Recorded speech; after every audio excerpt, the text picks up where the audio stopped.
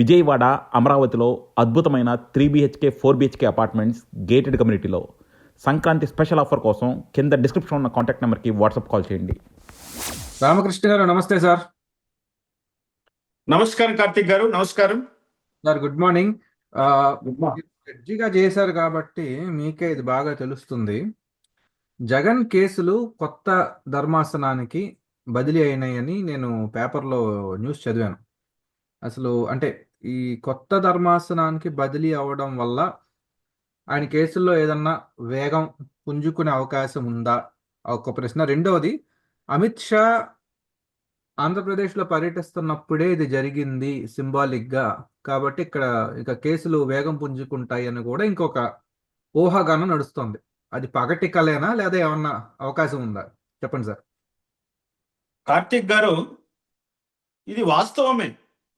ఎందుకంటే ఎప్పుడైతే కేంద్ర హోంశాఖ మంత్రివర్యులు అమిత్ షా గారు మన రాష్ట్రానికి వచ్చి అక్కడ జగన్ ఆస్తులు గురించి ఎంక్వైరీ చేయడం, జగన్ ప్యాలెస్ల మీద ఆయన ఆశ్చర్యం వ్యక్తం చేయడం, ఇంకా జగన్ చేసిన తప్పిదాలకు ఇంకా ఫుల్ స్టాప్ పడుతున్నట్లుగా ఆయన ఒక లీకులు ఇవ్వడం అన్నది ఒక శుభ పరిణామం అని నేను భావిస్తున్నాను.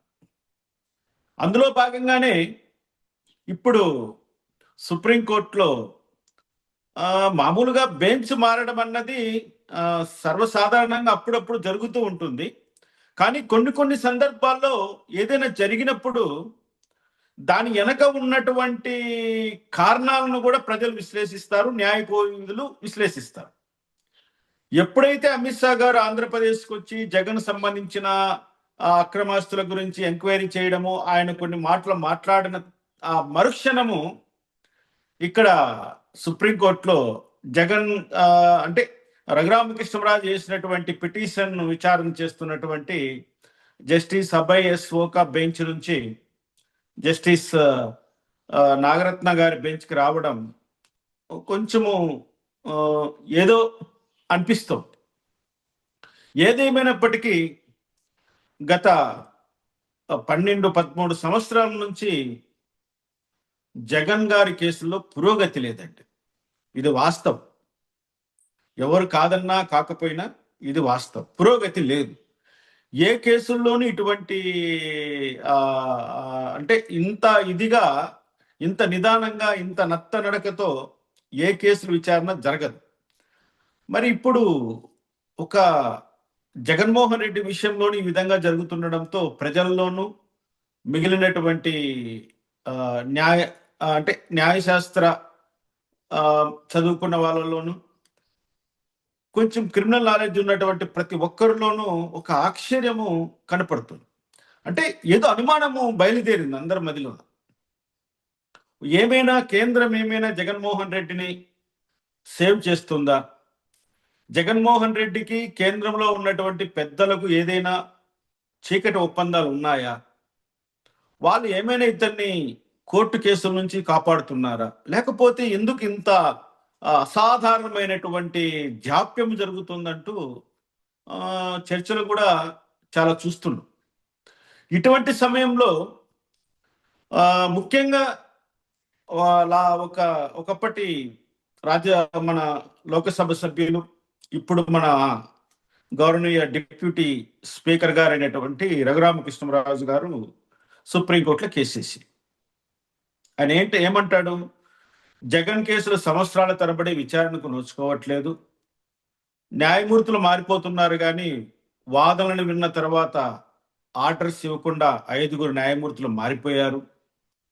జగన్ కేసులు ఇక్కడ నుంచి వేరే చోటుకి ట్రాన్స్ఫర్ చేయాలి, వేరే రాష్ట్రానికి ట్రాన్స్ఫర్ చేయాలి అంటూ ఆయన వేసిన వాట వాస్తవం. ఇప్పుడు ఆ కేసే ఈ విచారణకు వచ్చింది. అందులోనే సుప్రీంకోర్టు బెంచ్ మారడం, జస్టిస్ నాగరత్న గారి బెంచ్కి రావడం, సతీచంద్ర శర్మ గారు, జస్టిస్ నాగరత్న గారితో కూడినటువంటి ధర్మాసనం నిన్న విచారణ కూడా చేసింది ఈ కేసు పైన.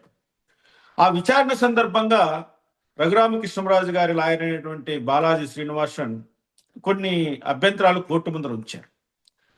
అంటే ఆయన చాలా ప్రధానమైనటువంటి అభియోగం చేశాడండి ఇక్కడ. ఆయన ఏమంటున్నాడంటే సిబిఐ జగన్మోహన్ రెడ్డి కలిసి నాటకాలు ఆడుతున్నారు అన్న సత్యాన్ని కోర్టు ముందు ఉంచారు. ఇది చిన్న విషయం కాదు. అంటే దేశంలోనే అత్యంత ప్రధానమైనటువంటి విచారణ సంస్థ, ఎంతో క్రెడిబిలిటీ ఉన్నటువంటి సంస్థ ముద్దాయిలతో చేతులు కలిపి ముద్దాయిలను కాపాడే ప్రయత్నం చేస్తుందంటూ సాక్షాత్తు సుప్రీంకోర్టు ముందర వాదనను ముందర పెట్టడం చాలా డేరింగ్ స్టెప్ అని నేను అంటున్నా. ఇప్పుడు కోర్టు దానిపైన ఖచ్చితంగా సిబిఐ వాళ్ళు జగన్మోహన్ రెడ్డి కలిసిపోయారా, సిబిఐ జగన్మోహన్ రెడ్డి ఇద్దరూ కలిసి జగన్మోహన్ రెడ్డి అనే ఒక ముద్దాయిని, ఒక ఆర్థిక నేరస్తుని కాపాడే ప్రయత్నం ఏమైనా జరుగుతోందన్న ప్రశ్నకు ఇప్పుడు కోర్టు వారు ఏదో రూపంలో పరిష్కారం చూపించవలసి ఉంటుంది. లేదనుకోండి, కోర్టు కూడా ఆ విషయాన్ని పక్కన పెట్టేస్తే కొంచెం ఒకంత సమాజంలో ఉన్న గౌరవం కూడా పోతుందని నేను భావిస్తున్నాను. ఇక్కడ ముఖ్యంగా ఈ నెల 27కు వాయిదా పడ్డట్టుంది. ఆ కేసు 27కు వాయిదా వేశారు సుప్రీంకోర్టు వారు. ఏదో సొలిసిటర్ జనరల్ అందుబాటులో లేరని సిబిఐ తరపున వాళ్ళు రిక్వెస్ట్ చేస్తే ఈ నెల 27కు కేసు పోస్ట్ అయి ఉంది.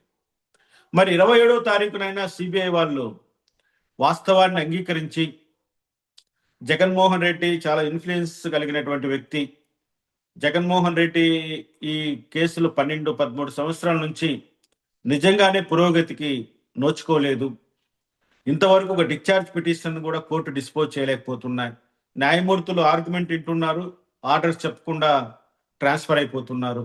ఇటువంటి పరిణామాలన్నింటినీ కోర్టు ఏమైనా పరిగణలోకి తీసుకొని దీనికంటూ ఒక డెడ్ లైన్ పెట్టి ఒక 6 నెలల,